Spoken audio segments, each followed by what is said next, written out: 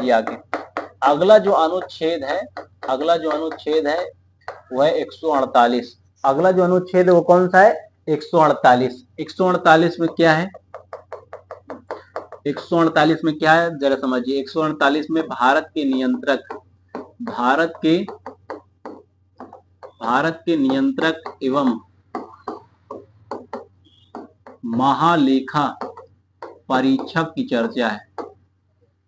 महालेखा परीक्षक की चर्चा है, पद की चर्चा है, जिसे हम शॉर्ट फॉर्म में सीएजी बोलते हैं। ठीक है, controller auditor general of India. ठीक है, भारत के नियंत्रक एवं महालेखा परीक्षक की चर्चा है।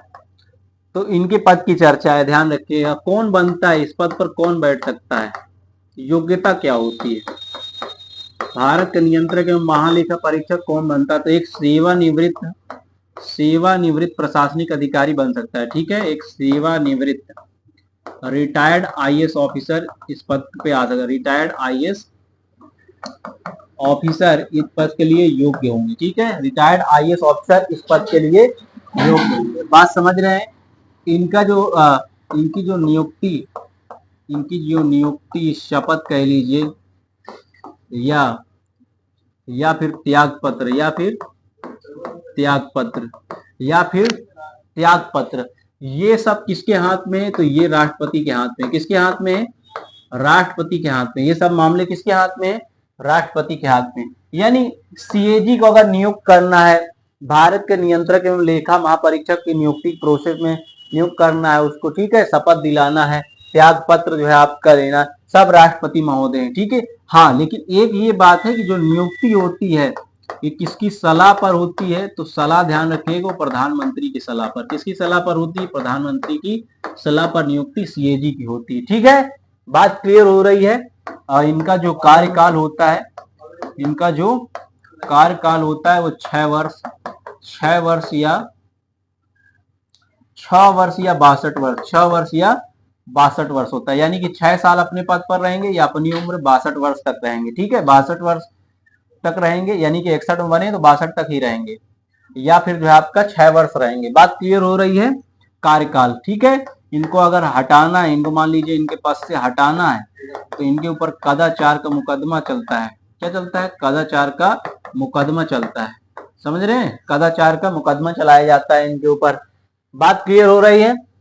कोई दिक्कत नहीं होनी चाहिए। यानी सीएजी जो है आपका पद है, वो पद के लिए उम्मीदवार जो योग्यता रखता है वो एक सेवानिवृत्त आईएएस ऑफिसर। ठीक है, इनकी नियुक्ति की प्रक्रिया प्रधानमंत्री की सलाह पर होती है, त्याग पत्र शपथ राष्ट्रपति दिलाते हैं, और इनका जो कार्यकाल 6 वर्ष या 62 वर्ष का होता है। और इनको जो वेतन मिलता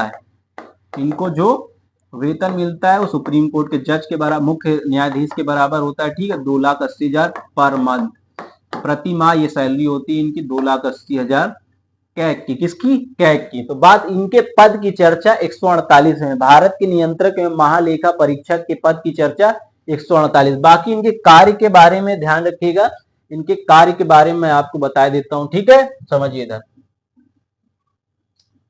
अगर हम इनके कार्य के बारे में बात करें,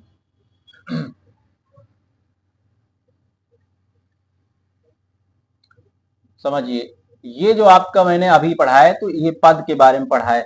अगर हम बात करें इनके कार्य की तो अगले अनुच्छेद में बात की गई है।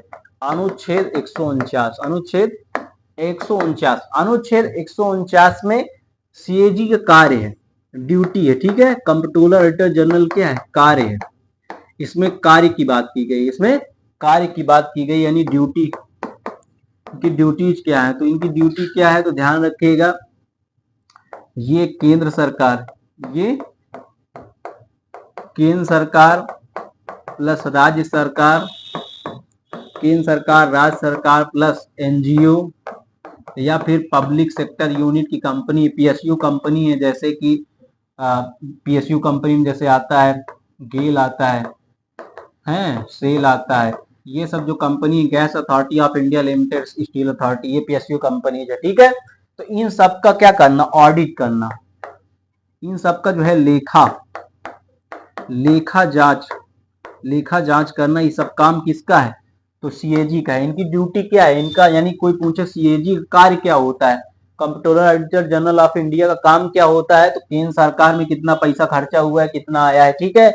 150 कहा गया है कि जो सीएजी की रिपोर्ट है, सीएजी की रिपोर्ट की चर्चा है, यानी कि रिपोर्ट मतलब प्रतिवेदन, रिपोर्ट सौंपने की बात है, ठीक है। तो ध्यान रखिएगा सीएजी अपनी रिपोर्ट सौंपता है, किसको सौंपता है, तो ध्यान रखिएगा सीएजी जो है आपका रिपोर्ट केंद्र में राष्ट्रपति महोदय को, राष्ट्रपति महोदय को सौंपता है, ठीक है।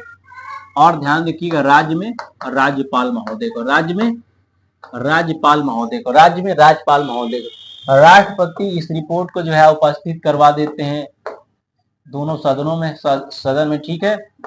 लोकसभा अध्यक्ष, लोकसभा अध्यक्ष या सभापति राज्यसभा के, है ना। और इधर ध्यान रखिएगा यहाँ पर विधानसभा अध्यक्ष, विधानसभा अध्यक्ष, ताकि इस पे चर्चा की जा सके, ठीक है। या फिर विधान परिषद, विधान परिषद यदि है तो, विधान परिषद यदि है तो उनके सभापति को, उनके सभापति को। बात क्लियर हो रही है। यानी सीएजी जो रिपोर्ट तैयार करते हैं, यानी पूरे भारत में कहाँ से पैसा आ रहा है, कितना सरकारों ने खर्चा किया है, वो जो रिपोर्ट तैयार होगी दोस्त, वो रिपोर्ट को जो है आपका केंद्र में, जो है आपका केंद्र में कहा जाएगी, राष्ट्रपति के पास, और राज्यों जो हमारे 28 राज्य हैं वहां कहा जाएगा, राज्यपाल के पास। तो राष्ट्रपति महोदय, लोकसभा अध्यक्ष, सभापति को मतलब प्रोवाइड हो जाती है वहां पर चर्चा के लिए। विधानसभा अध्यक्ष और विधान परिषद यदि राज्य में है तो सभापति महोदय को प्रोवाइड हो जाती है। बात क्लियर हो रही है आपको। तो सीएजी जो रिपोर्ट है उसका सौंपना किसको सौंपता है, सभी प्रक्रियाएं कहाँ, 150 अनुच्छेद में, ठीक है। आगे समझिए इधर अनुच्छेद 151, अनुच्छेद 151 में जो है आपको बताया गया है जो सीएजी की रिपोर्ट है, सीएजी की रिपोर्ट, सीएजी की रिपोर्ट की जांच जो आपका करती है वो कौन करता है, तो समिति करती, लोक लेखा समिति। कौन समिति, लोक लेखा समिति। लोक लेखा समिति सीएजी की रिपोर्ट की जांच करती है। और आपको पता ही होना चाहिए कि ये शब्द भारत की सबसे पुरानी समिति है, भारत की सबसे पुरानी समिति है। 1921 में इसकी स्थापना की गई थी। लोक लेखक समिति की स्थापना कब हुई थी, 1921 में हुई थी, ठीक है। इसमें 22 सदस्य होते हैं, 15 सदस्य आते हैं लोकसभा से और 7 सदस्य आते हैं राज्यसभा से, है ना। और लोक लेखा समिति में विपक्ष का सदस्य, विपक्ष के नेता भी शामिल किया गया 1967 में। इसमें विपक्ष के नेता भी शामिल होते हैं। ये लोक लेखा समिति का काम ही क्या है, टैक्स की रिपोर्ट, यानी सरकारों ने जितना पैसा खर्चा किया उसकी जांच कौन करती है, लोक लेखा समिति, ठीक है। बात क्लियर हो रही है आपको। तो यहां से जो है आपका ये पूरा भाग 5 जो कि संघ है, भाग 5 जो संविधान का था, ये कहां तक था, तो आपको मालूम है